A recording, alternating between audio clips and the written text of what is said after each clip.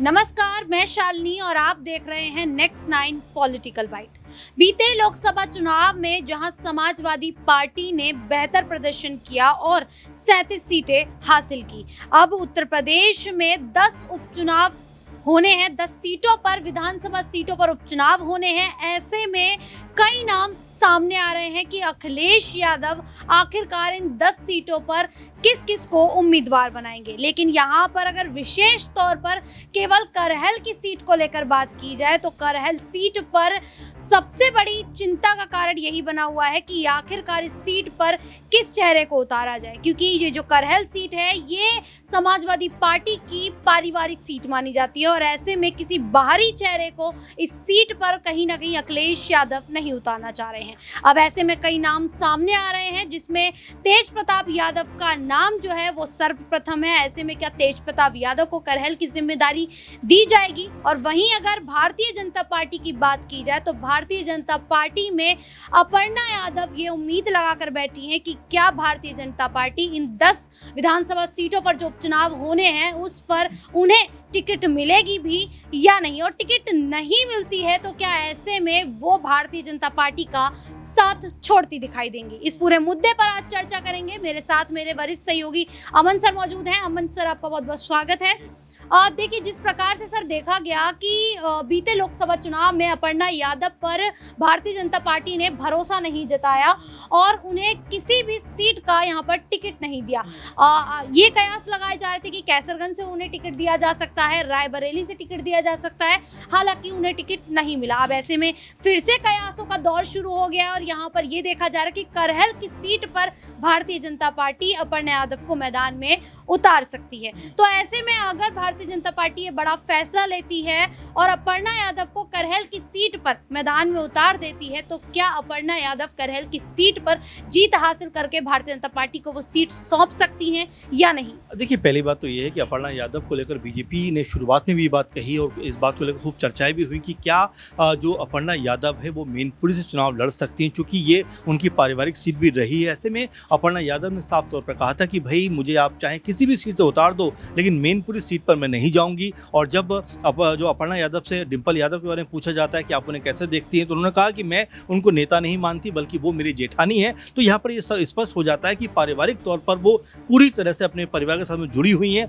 हालांकि वैचारिक मतभेद के चलते जरूर वो बीजेपी में शामिल है, लेकिन देखिए बीजेपी में भी शामिल हुए उनको एक अरसा हो गया, एक लंबा वक्त हो गया, 2.5-3 साल के आसपास का समय हो गया, लेकिन अभी भी एक बार ऐसा मौका नहीं आया जब अपर्णा यादव को बीजेपी ने आगे किया हो। ये अपने आप में कई तरह के सवाल खड़े करता है कि क्या वाकई अपर्णा यादव को बीजेपी आगे बढ़ाना चाहती है या एक तरीके से वहीं के वहीं उनको स्टॉप रखना चाहती है। आपने देखा उत्तर प्रदेश में भी इक्का दुक्का जगहों पर वो प्रचार प्रसार करती हुई नजर आई, बाकी उनको कहीं भी प्रचार करने नहीं दिया गया। तो ऐसे में लगातार अपर्णा यादव के साथ जिस तरह भेदभाव किया जा रहा है तो हो सकता है कि एक बार फिर वो अपनी पार्टी में वापसी करते हुए नजर आ जाएं। शिवपाल यादव के साथ में एक कह सकते हैं बहुत अच्छा रिश्ता है उनका, परिवार में अच्छा खासा रिश्ता है उनका। तो ऐसे में ये जो सब वजह हैं कहीं ना कहीं अपर्णा यादव की वापसी पार्टी में एक बार सपा में कराती हुई नजर आ सकती है। अगर ऐसा होता है तो बीजेपी के लिए बड़ा झटका साबित हो सकता है, क्योंकि बीजेपी इस बात को लेकर हमेशा से बात रखती रही कि भाई यादव परिवार की बहू उनकी पार्टी में शामिल है। तो ऐसे में शायद सपा परिवार के अंदर भी सब कुछ ठीक नहीं है, लेकिन अगर अपर्णा की वापसी अगर सपा में हो जाती है तो यहाँ पर बीजेपी जब तक सपा को इस नाम पर घेरती रही है वो कहीं ना कहीं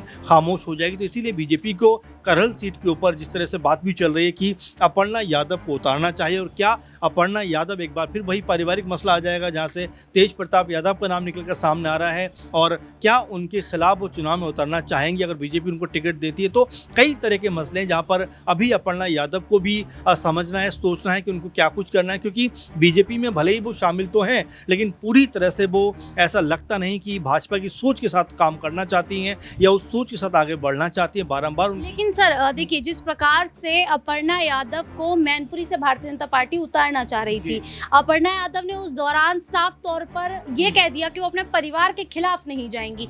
तो कहीं ये जो बयान था यही मुश्किलों का कारण नहीं बना उनका? देखिए, जाहिर बात है जब आप राजनीति में उतर आए हो और एक अलग मुख्तलिफ पार्टियां हैं दोनों की, तो ऐसे में आपको जाना पड़ेगा राजनीति में। आप ये नहीं सोच सकते मैनपुरी से मैं नहीं जाऊंगी, मैं जो है करहल से सीट से नहीं जाऊंगी। तो ऐसे में बीजेपी भी आपको सीमित कर देगी। आपने देखा कि कुशीनगर में जब चुनाव होता है तो वहाँ पर स्वयं प्रसाद मौर्य भी चुनाव में आते हैं, उनके बेटे उत्कर्ष भी चुनाव में उतरते हैं, यानी बाप बेटे के बीच में भी वो चुनावी जंग है वो देखने को मिलती है। तो ये तमाम सारे कारण हैं, जब आप चुनावी मैदान में हैं, अलग अलग पॉलिटिकल पार्टी से आप लोग हैं, तो परिवार जो है वो एक आपका पर्सनल मैटर बन जाता है। लेकिन जब आप पार्टी के साथ में हैं तो पार्टी जहाँ से भी आपको उतारेगी आपको उतरना पड़ेगा। लेकिन वही मैं कह रहा हूँ कि अपर्णा यादव के मन से अभी तक भी परिवार जो है अलग नहीं हुआ है, और यही बात बारंबार वो कहती रही हैं कि मैं कहीं से भी चुनाव लड़ूंगी लेकिन मैनपुरी में नहीं जाऊंगी। तो ये तमाम सारे कारण हैं जो हो सकता है बीजेपी को भी नागवार गुजरे हों, बीजेपी को भी इस बात से नाखुशी हुई हो कि भाई अपर्णा यादव अब बीजेपी में शामिल हैं, उसके बावजूद जो मैनपुरी सीट से वो चुनाव में जाने को तैयार नहीं है। क्योंकि अगर वहाँ से डिम्पल वर्सेस अगर अपर्णा होता तो ये एक बहुत बड़ा मुकाबला होता, लेकिन अपर्णा ने पहले ही मना कर दिया कि मैं वहाँ से नहीं जाऊंगी। तो यही हालात अभी भी पैदा होते दिखाई दे रहे हैं कि करहल जो सीट है वो भी पारिवारिक सीट है।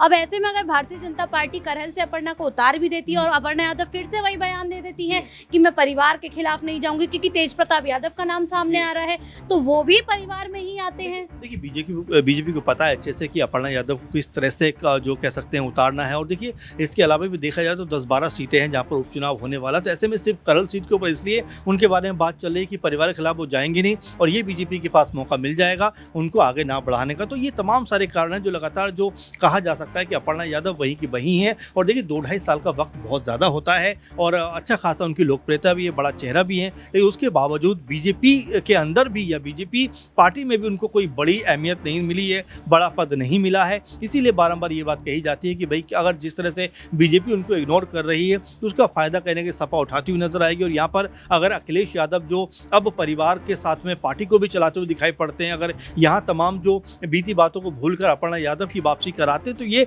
सपा के लिए भी मेरे ख्याल से मजबूती होगी और साथ में बीजेपी को एक बहुत बड़ा झटका लगता हुआ नजर आएगा। बिल्कुल, बीजेपी को एक बड़ा झटका तो लगेगा ही, लेकिन अगर यहाँ अपर्णा यादव भारतीय जनता पार्टी छोड़कर समाजवादी पार्टी का रुख कर लेती हैं तो यहाँ पर कहीं ना कहीं एक अच्छी जो नेत्री है वो यहाँ भारतीय जनता पार्टी खोती दिखाई देगी और ऐसे में समाजवादी पार्टी को फायदा होता दिखाई देगा। लेकिन अब देखना होगा कि आगे और क्या कुछ हो सकता है। लेकिन यहाँ सर एक सवाल और खड़ा हो जाता है कि तेज प्रताप यादव का नाम सामने आ रहा है। तेज प्रताप यादव जो लगातार राजनीति में सक्रिय रहे हैं, हालांकि वो ना ही किसी विधानसभा सीट पर अभी कारगर हैं और ना ही यहाँ पर किसी भी सांसद पद पर हैं वो, तो ऐसे में वही एक चेहरा है जो बचता है। देखिए, जाहिर बात है कि पहले वो राजनीति में रहे हैं, सांसद भी रहे मैनपुरी से भी, तो एक पॉलिटिकल बैकग्राउंड तो उनके पास है ही पूरा, यादव परिवार उनके साथ में। तो जाहिर बात है कि अगर यहाँ से तेज प्रताप यादव उतरते हैं तो एक बड़ा इंपैक्ट उनके साथ में रहेगा। और देखिए, आपने शुरू में एक बात कही थी कि अखिलेश यादव शायद ये नहीं चाहते होंगे कि उनकी जो पारिवारिक सीट है ये किसी और के पास जाए, इसीलिए वो परिवार के जो सदस्य है उसको यहाँ पर लेकर आना चाहते हैं। और तेज प्रताप यादव जिनका नाम पहले भी आया था, जब बदायूं सीट को लेकर भी बात हो रही थी उस समय भी उनका नाम सामने आया था। तो ऐसी कई जगह हैं जहाँ पर तेज प्रताप यादव का नाम सामने आता रहा है। तो हो सकता है कि अब उनके नाम पर एक तरीके से कहा जाए कि जो करहल की सीट है इसके ऊपर उनका नाम पुख्ता होता हुआ नजर आए। अगर कह सकते हैं कि बीजेपी अपर्णा को उतारती है तो ये मुकाबला फिर बहुत दिलचस्प होता हुआ नजर आए, क्योंकि अपर्णा भी अब कह सकते हैं कि इस तरफ उनको आना पड़ेगा। जब तक परिवार और राजनीति के बीच में उलझी रहेंगी तो उनकी जो पॉलिटिकल करियर है, उनका जो जिस तरह से आगे जाना चाहती है वो बहुत आगे नहीं बढ़ पाएगा, क्योंकि वो भी खुद चाहती हैं कि चुनाव में उतरें और कहती हैं कि पार्टी जो फैसला करेगी वो ही बात में मानती हुई नजर आऊंगी। लेकिन अब इससे ऊपर उठकर उनको भी बताना पड़ेगा कि जो पार्टी चाहेगी मैं करने को तैयार हूं। तो हो सकता है करहल पे तेज प्रताप वर्सेस अपर्णा यादव नजर आए। सर, तेज प्रताप का अभी सिर्फ नाम सामने आ रहा है, अगर उन्हें मैदान में नहीं उतारा जाता है, करहल की सीट का टिकट उन्हें नहीं दिया जाता है, तो क्या ऐसे में तेज प्रताप यादव समाजवादी पार्टी से अलग होते दिखाई दे सकते हैं? ये तो बहुत अभी ऐसी बात हो जाएगी जिसके ऊपर मेरे ख्याल से क्योंकि देखिए, अभी तेज प्रताप यादव के बारे में बात करें तो परिवार का हिस्सा है, मजबूत स्तंभ है परिवार उनकी पार्टी का और परिवार का। और जाहिर बात है कि इससे पहले भी वो सांसद रह चुके हैं। ऐसे में अगर उनको पार्टी मौका देती है करहल के ऊपर कि भाई आप आइए चुनाव लड़िए, तो मुझे लगता है कि वो इनकार नहीं करेंगे और लगभग उनका नाम जो है वो पुख्ता ही दिखाई दे रहा है। क्योंकि जितने भी बयान निकल कर सामने आ रहे हैं, जितनी भी कह सकते हैं खबरें सामने आ रही है, वो कहीं ना कहीं यही खबरें सामने आ रही हैं कि एक तरीके से तेज प्रताप यादव का नाम जो है वो फाइनल लिस्ट में है और उनको ही पार्टी यहाँ से मौका देती हुई नजर आएगी। बिल्कुल, अब तेज प्रताप यादव का जो नाम है वो समाजवादी पार्टी की ओर से करहल सीट पर सामने आ रहा है, लेकिन अभी भी भारतीय जनता पार्टी की ओर से किसी भी तरीके से कोई आधिकारिक बयान नहीं दिया गया है कि करहल की जो सीट है उस पर किस चेहरे को उतारा जाएगा। अब देखना होगा कि आगे और क्या कुछ होता है, क्योंकि यहाँ पर अब 4 पार्टियां नहीं, यहाँ पर अपना दल कमेरावादी भी मैदान में उतर चुका है। तो ऐसे में चुनाव जो होगा वो दिलचस्प हो चुका है। अब यही देखना होगा कि इन 10 सीटों में से कौन कितनी सीटें हासिल करता है। फिलहाल के लिए इतना ही। इसी प्रकार की देश दुनिया से जुड़ी खबरों के लिए देखते रहिए नेक्स्ट 9 पॉलिटिकल बाइट।